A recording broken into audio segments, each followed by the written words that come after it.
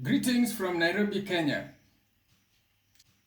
Africa Youth Charter, Article 11 on youth participation, envisages that every young person shall have the right to participate in all spheres of the society through the facilitation and creation, as well as strengthening of platforms for young people to participate in decision making at local, national, regional, and continental levels of governance.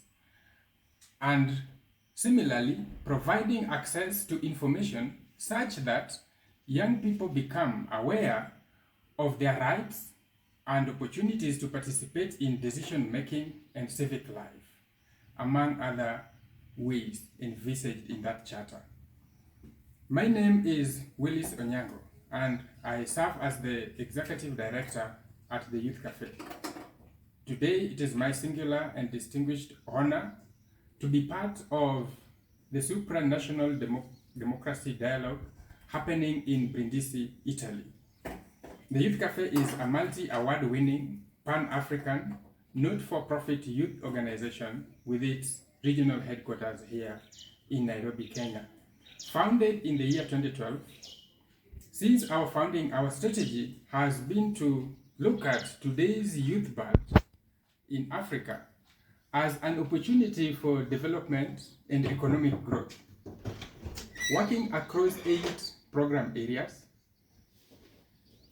critical to Africa's youth, the Youth Cafe aims to enrich the lives of young people by modeling and advancing youth-led and right-based approaches for fostering community resilience, achieving sustainable development, attaining an equitable society, proposing innovative solutions, driving social progress, and inspiring transformative change. We do this by utilizing innovative research, policy, and advocacy action. Now, the Youth Cafe's overarching goals around peace and security and that of governance and political inclusion are to achieve various outcomes.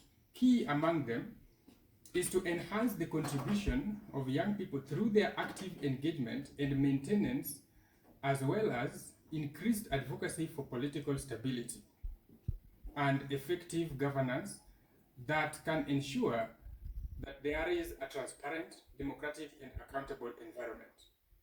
We have done this most recently through various ways.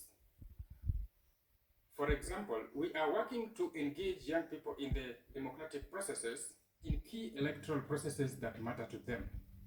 Notably, our current governance and electoral project include the development and contextualization of a youth manifesto for Kenya, with the aim to amplify the voices of young people as active and influential stakeholders in civic, democratic, and economic spaces in their communities.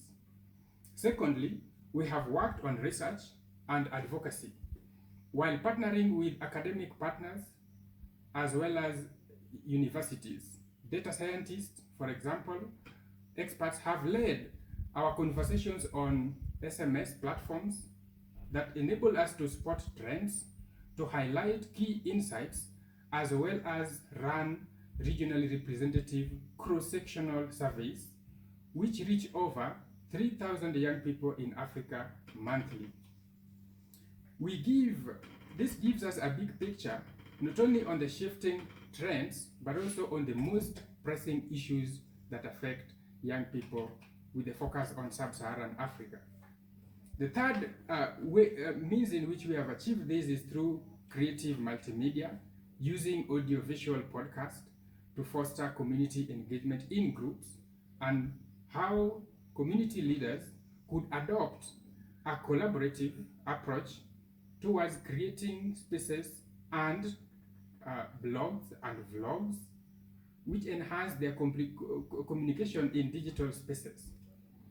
These creative means of youth participation have seen us have massive reach. Currently, 1.2 million young people reached every month, We facilitate and empower digital as physical spaces for including young people who are marginalized and come from deprived backgrounds, such as young women, minority youth, and other forms of marginalized groups. We have also done this work with the support of other institutions that help us to promote a more structured pathway towards youth engagement and feedback. According to our current plan, we are working to increase advocacy on the prevention of violent extremism through the use of media and education. We are working to raise the awareness of the gaps between political intentions and realities on the ground as they affect youth, about the accurate information that is often lacking, and ensuring that we have an enabling environment for the active participation of young people. Finally, let me leave you, ladies and gentlemen, with the time-tested words of the former Deputy Secretary General of the United Nations, who said that we must not only work for young people, we must work with young people, because all of us will gain by doing so. Thank you so much, and I wish you all the best in the forum. Bye.